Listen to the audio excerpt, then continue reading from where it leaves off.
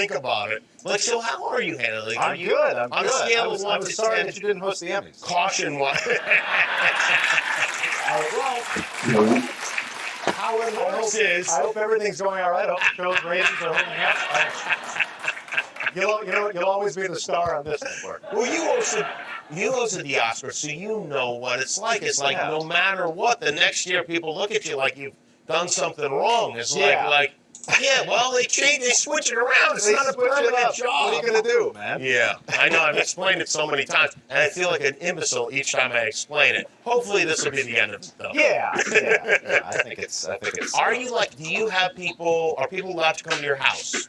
Yes. I have when we did the Orville, we had a pretty rigorous testing regimen in place. Okay. And I learned a whole lot from the medical professionals that we had to consult with on the show.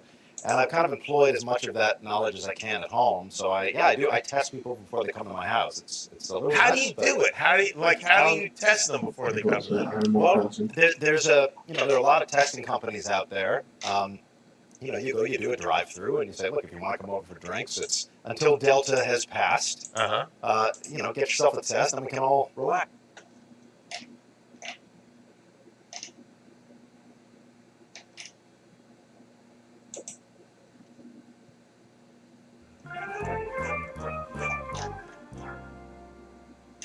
We now return to Rational Geographic. Upon realizing a trip to Africa would be smelly and gross, our crew decided to stay in the office. Mom!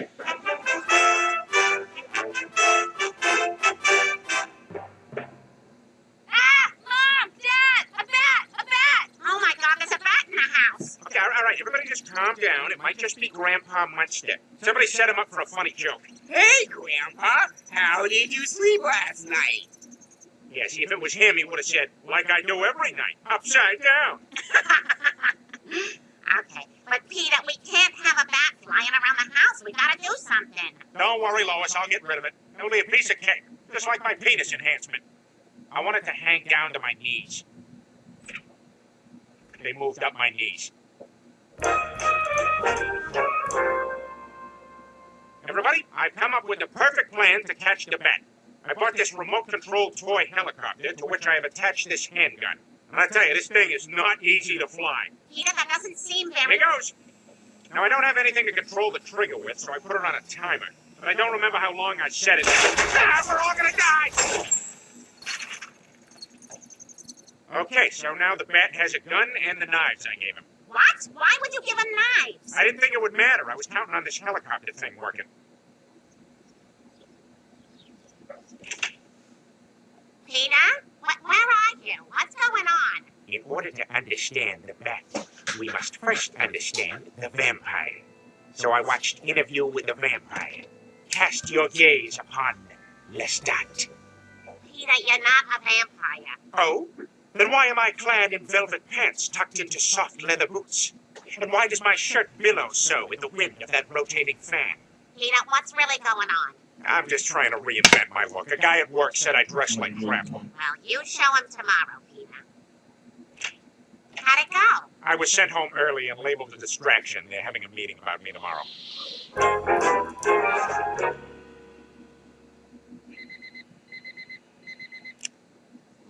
What's wrong? Are we taking a terrible 7 a.m. flight? No. I realized to catch a bat, I need to live like a bat. So I gotta be up at night. It's a nocturnal mission, Lois.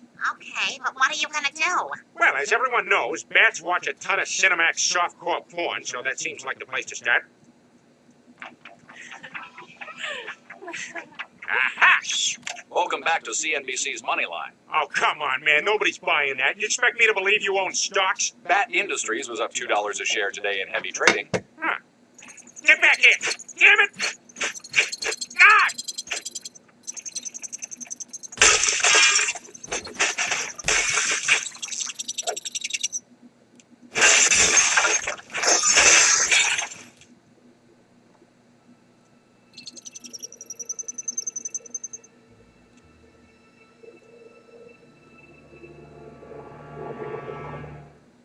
Got you now, Bat Damon. I need you, Bat Damon. Now I want you to live. What is it?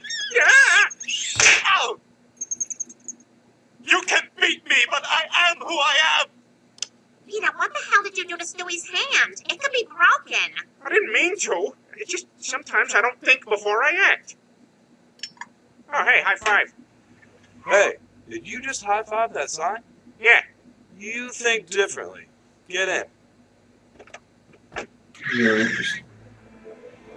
His name was Derek, but he went by the prophet when times were good, or the lawgiver when times were bad. I moved on to his prayer farm with 45 other members of the Salvation Star Boys who died in a mass suicide. But not me, because I don't like root beer, and I only drink what I like. After it was all over, I called Lois to pick me up. She was mad, but she's what Derek calls an oppressing doubter. May the light of Derek's invincible diamond shine through you. Whatever.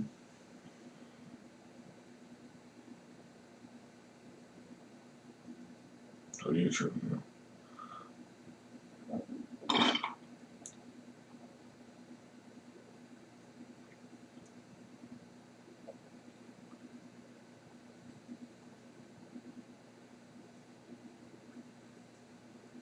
so you got me.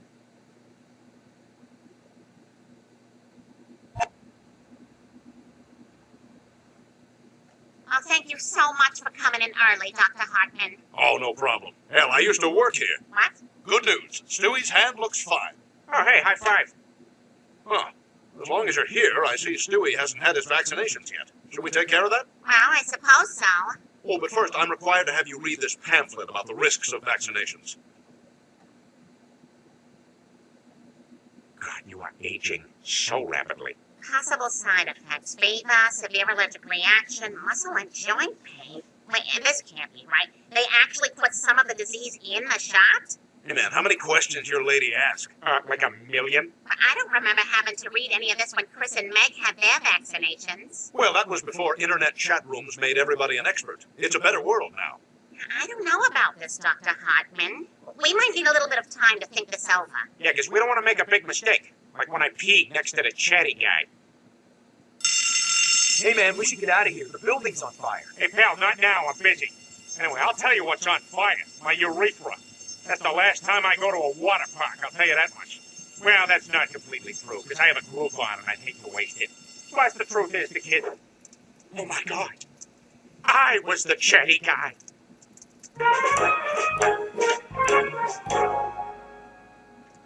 Hey, you guys, is that my laptop? Yeah, sorry. We were looking something up. We were gonna get Stewie vaccinated, but now after our research, we're definitely not. Oh, no, Lois, don't tell me you fell for all that anti-vaxxer crap. It's not crap, Brian. There's a lot of evidence to suggest there's a link between vaccinations and autism. Lois, all that so-called evidence has been debunked. Listen to some of these ingredients: mercury, thimerosal, aluminum, formaldehyde. Lois, deciding not to vaccinate Stewie is something that affects all of us. The only reason they work is that if a critical mass of society gets immunized, then the diseases won't spread. Look, Brian, I was skeptical too, but then I did some research, and I found some very interesting things from the leader of the anti-vaccination movement, Jenny McCarthy.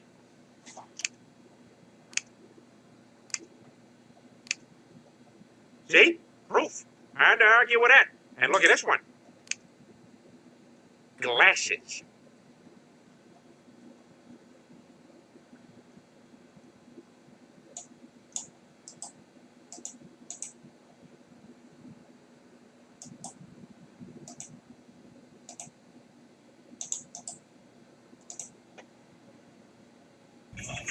What's up, y'all? Welcome to the THC Temple. And today we're going to be talking about my first time smoking weed. As suggested by my boy Pablo Escobar. I thought, hell yeah, that's a good ass suggestion. I ain't got no fucking ashtray again. I'll be using this. But either way, so my first time smoking weed, it was in, it was my freshman year. So it was about, I think that was late 2009.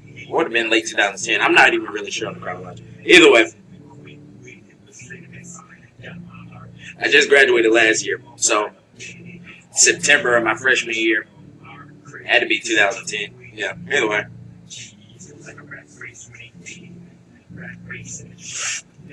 So around the time, I'd always been kind of interested in pot or whatever. And one of the things about it, like around the time I was listening to a lot of Wiz Khalifa, Kid Cudi, artists like that. So it was kind of kept on coming along. I already had an interest in weed. I would always, kind of research things on the internet, kind of about weed, teach me about it or whatever. And just around the time, like I said, Wiz Khalifa and Kid Cudi, people like that started popping. So it really it just all kind of coincided with the time. So, and also, like I would have, I think the summer before, just all my life, I always had problems with insomnia. I wouldn't really, it'd be kind of hard to sleep. So when researching like effects of weed and shit like that, it said, of course you get the munchies, made you laugh a bit, giggly goggly, and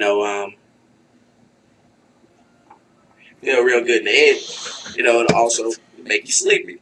A lot of people, with me researching, medical marijuana, people talk about anxiety and all these when it said insomnia, it can help insomnia. And I was like, I've always been insomniac.